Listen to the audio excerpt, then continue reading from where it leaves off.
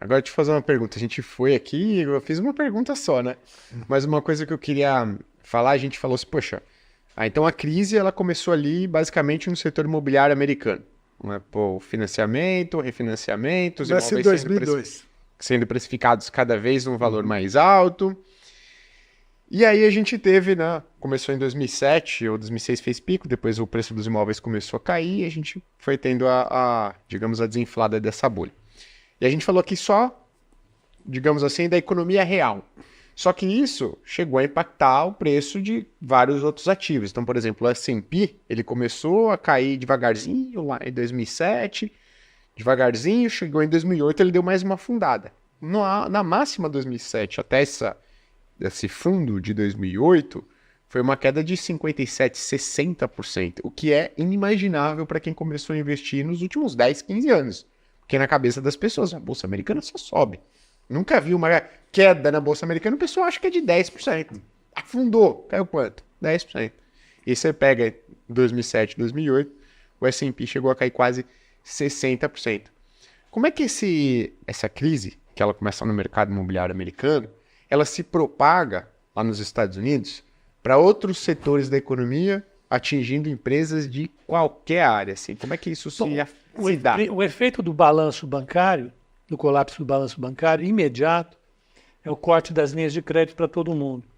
Então as empresas ficam sem crédito. Se elas ficam sem crédito, elas não conseguem andar. E o primeiro impacto depressivo é esse. A oferta de crédito americana caiu para zero depois da crise. Não, e é bom lembrar aquela história, que a oferta de crédito no mercado americano era tão abundante que você tinha muita empresa não pequena que ela vivia do crédito barato. Se você tirar a grana a 1%, ela não para de pé.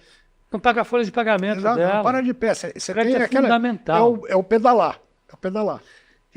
Hoje tem muita gente falando em oferta monetária, oferta monetária. A gente não fala em oferta monetária desde os anos 80, que a oferta monetária se comprovou uma porcaria para explicar a inflação.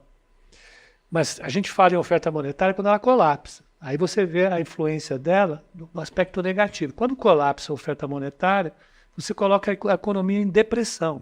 E foi o que faltou, foi o que aconteceu. Então, o primeiro impacto objetivo de uma oferta de crédito em queda são as empresas pararem de fazer investimentos e cortar investimento, demitir gente. As famílias ficam muito mais conservadoras e perdem crédito também. Acabamos de falar, as famílias americanas vivem de crédito. Até as esposas estão no crediário. Se você corta o crédito imediatamente, a economia dá uma colapsada. E tem um efeito nos balanços das empresas e das famílias da desvalorização dos seus ativos, que são os seus imóveis, e depois a primeira queda das ações de bancos. E começa a vender tudo. Então, do mesmo jeito que o banco sai vendendo ativo de crédito no meio da crise, as famílias saem vendendo ações. E não tem comprador. É um ciclo que vai derretendo. Tem uma regrinha, que eu também nunca vi artigo acadêmico comprovando nada disso, mas a gente tem na cabeça isso. Uma bolha, quando ela estoura, ela tem que produzir uma queda de pelo menos 70% dos ativos para eles terem a primeira correção. A Bolsa buscou isso daí. Na cabeça é mais ou menos essa conta. Depois, com a ajuda dos programas de liquidez do Tesouro Americano e do Banco Central, a Bolsa começou a subir. E aí subiu bem. Deu uma porrada de Eu novo. só falar que o 60 é cavernoso, a gente está falando que o sistema financeiro caiu 95. Foi. Então, cair 60 é Campeão. Tá certo? Então, e isso também vai. O cara que. Porque aquela história, o cara que tem sistema financeiro na carteira, porra, era né, o head da carteira e o cara ter né, todos os bancões. Os maiores Certo? bancos do mundo. Do mundo. Vira, Citibank, não, Bank of tudo, America. tudo virando pó. Mas virando Isso aqui é o pó. mais seguro que existe. Papel que vai cair 98%, mas nem é opção, né? Vira opção, vira pó. A GE quebrou. Lembrei agora. A GE quebrou. A GE teve socorro do governo federal americano.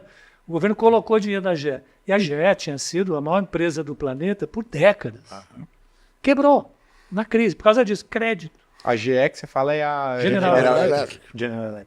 Quebrou. Não, Porque justamente acaba crédito, acaba consumo. Quem vai consumir quando ele está com medo de perder a casa, de perder a carteira de ativos dele foi pro fundo? É o cara, me dá o meu, né? Então você trava a economia toda. E vale lembrar que nos Estados Unidos muito mais pessoas investem do que no Brasil, né? Então você estava falando que uma boa parte da população adulta estava vendo seu patrimônio despencar. Com certeza. Não só a casa, como os dois, uma poupança. Todos 5 milhões. Os dois tradicionais, que é a carteira de ação e o imóvel virando pó. O cara fala, meu Deus, vende o que pode e segura o que eu... Teve 5 milhões de americanos que perderam o imóvel em REITs também lá.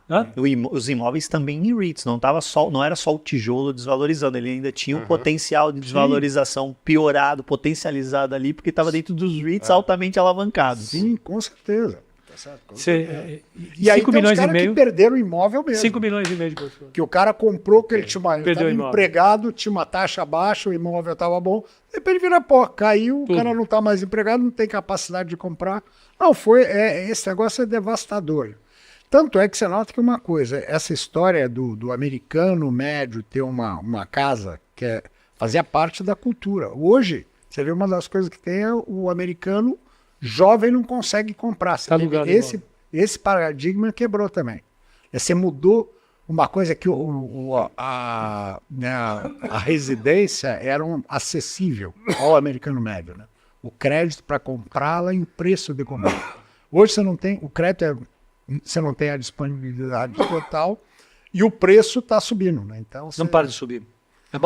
Aliás, a maior alta que tem na inflação americana, as maiores altas, são os cuidados médicos, os cuidados infantis e habitação. São assim, é o núcleo da inflação que está botando fogo nos Estados Unidos, porque não para de subir. Imóvel, você olha lá, já superou o topo de 2006 em muito, corrigido pela inflação. Né? E, de fato, gerou na economia real, voltando para a economia real. E essa gente que perdeu dinheiro, a classe média americana, uma parte dela importante, foi destruída. Né? E era o motor da economia americana. Hoje a economia americana cresce tudo isso, mas cresce de maneira torta, com taxa de juros muito baixa, com uma oferta de crédito nos bancos gigantesca. É um padrão completamente diferente do que a gente viu até a década de 70, 80. E esse povo ficou um povo, vamos dizer, desesperançado. A esperança de melhorar de vida piorou demais. A expectativa de qualidade de vida intergeracional dos americanos piorou. Ou seja, os pais viviam melhor que os filhos. E sempre foi o contrário. Os filhos viviam melhores que os pais. E o que jogou isso na economia americana, de vez, foi essa crise. Ela veio com uma violência enorme e jogou. E até agora eles estão lambendo as feridas e não conseguiram resolver isso. O governo colocou agora 2 trilhões de dólares em pacote de estímulo, o governo Biden, né, para tentar dar outra oportunidade e a economia não sai do lugar. Cresce, mas é um crescimento que né, ele vira e mexe, precisa de uma ajuda. Mas você trouxe um ponto interessante, Pepe. Você falou o seguinte, os preços dos imóveis já superaram a máxima lá de 2006, corrigido pela inflação, obviamente. Isso causado por um crédito facilitado, a custo baixo aí nos últimos anos.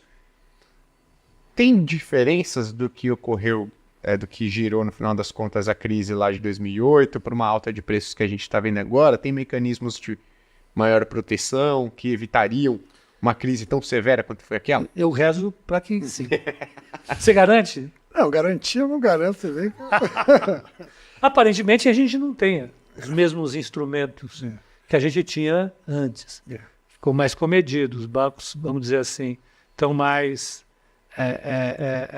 adequados às regras mais duras. Mas nada dá para garantir. Exposição menor à taxa variável, né? Naquele tempo, 80% era taxa variável. Hoje, 80% é taxa fixa. Então é menos afeto a isso. Mas é aquela história, também algumas das razões continuam. Por que continua sendo high do high? É alternativa de investimento. Pega o S&P, está no high average de todos os tempos. Começa a chegar uma hora que eu vou comprar mais isso, a taxa de juros não está tão alta, então eu acho que um dos efeitos é igual.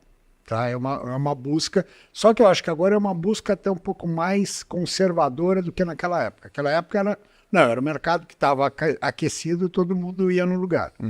Legal. Então eu acho que hoje é menos factível de ter uma crise por isso. Legal. Mas ainda continua tendo essa coisa de cara comprando a segunda, a terceira casa na SPEC.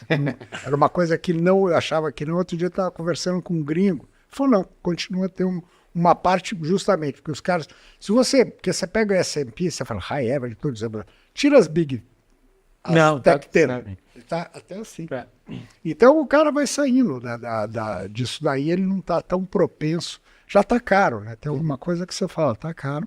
Legal.